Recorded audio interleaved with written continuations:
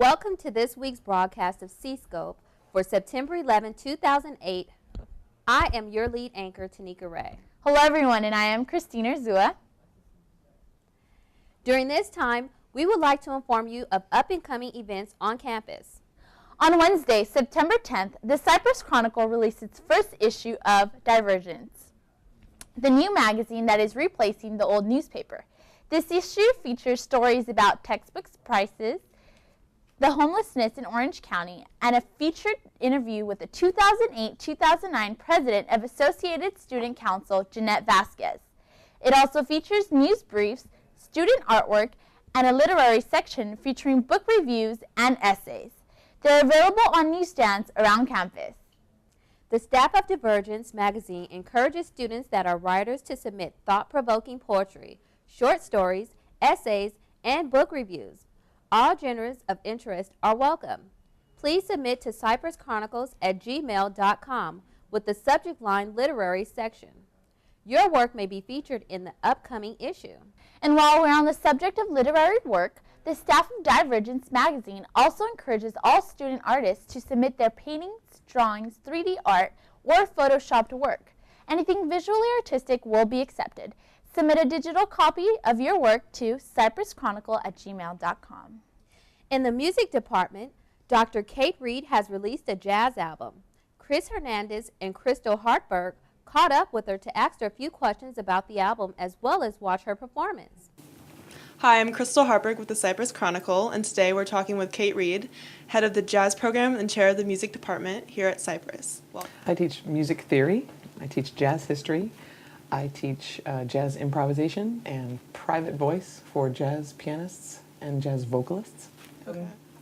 I knew really early on that I wanted to be a teacher. I knew probably from like 3rd or 4th grade, it sounds very strange, but it's true, that I wanted to teach, and I enjoyed it a lot.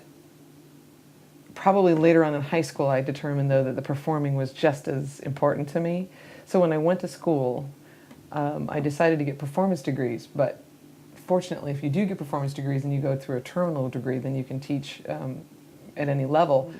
Just released an album in June, Sentimental Mood, and trying to get it heard. It's being played across the country, and I'm working on setting up tours, probably a Southeast tour, and then probably the Northwest, San Francisco and Seattle. And then the next album is going to be live. I'm going to do a live album probably in January or February. Wanted to do standards that people knew, but then throw in a couple things that people didn't. There are some tunes on there that are a little bit more obscure and not as recognizable.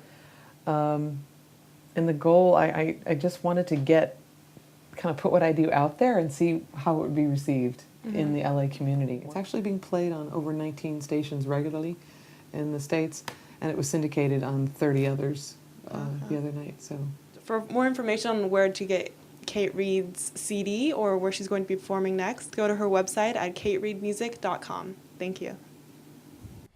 In other news, tutors at Cypress College are becoming harder and harder to find due to the termination of funding from our outside source for our tutoring program. Hours and subjects have been reduced. Tutoring is still available in the library Monday through Thursday from 11 to 6 p.m. Carol Welsh, the dean of the library, urges students to take advantage of the tutoring program. And now, to discuss an important issue rising today in the Orange County area. As many people know, there is an epidemic with being homeless. While many are stereotyped as panhandlers, unfortunately, most are actually working families making only enough income to pay rent on a hotel. Food Not Bombs is an international organization with the goal of feeding these families with donated food as well as vegetarian food. The members of the Santa Ana group are receiving donations from Trader Joe's. If you are interested in helping out the Santa Ana group, contact them at santanafoodnotbombs@riseup.net.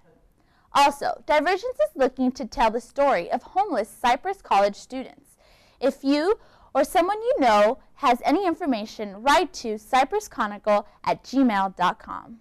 The Lady Charger volleyball team emerged victoriously in a 12-team tournament at Cuyamaca College on Saturday, September 6th, led by first-year player and tournament MVP Marina Samoa.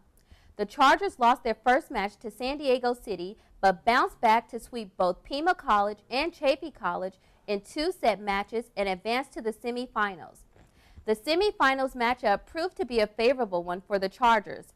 Facing South Mountain Community College, the Chargers swept the Cougars in 2 sets, which set up as a showdown in the finals with OAC rival Riverside Community College. After winning the first set 25-16, the Chargers could not close out the Cougars in set 2, losing 25-27 in the third and final set. The Chargers dominated Riverside 15-7 to win the Cuyamaca tournament. First-year setter Stephanie Kuzman was named to the all-tournament team and led the Chargers with 120 assists. Congratulations, ladies! The next game is on Thursday at Santa Monica College at 6 p.m. Entering their third game of the season with a record of 0-2, the men's soccer team was again denied their first win of the season at Santa Monica College on Wednesday, September 10th, losing 8-0. After giving up 4 goals in the first half, the trouble continued for the Chargers, allowing another 4 goals in the second half. Goalkeeper Kavion Moranian had 12 saves in the match, and James Tucker made his Cypress debut with 4 saves as well. The next contest is Friday against Cuyamaca at Cypress at 4 p.m.